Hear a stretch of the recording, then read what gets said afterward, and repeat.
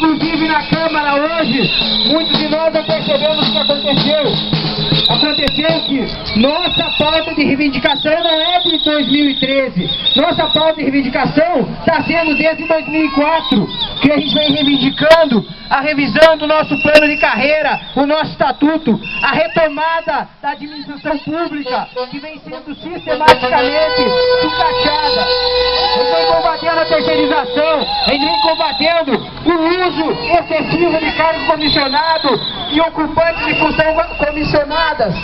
E foi isso justamente que foi votado hoje sem nenhum debate, porque a prefeitura nomeava um cargo comissionado e aí imediatamente dava uma gratificação de 50% ou 100%. Nós do sindicato denunciamos essa prática como ilegal e imoral ao Ministério Público, Tribunal de Contas, além de cobrar providências em todas as negociações.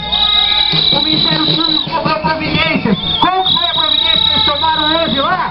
Incorporar a função comissionada já ao cargo comissionado. Em vez de acabar com a função comissionada, desses que já têm o cargo comissionado, eles incorporaram. Isso é uma barbaridade.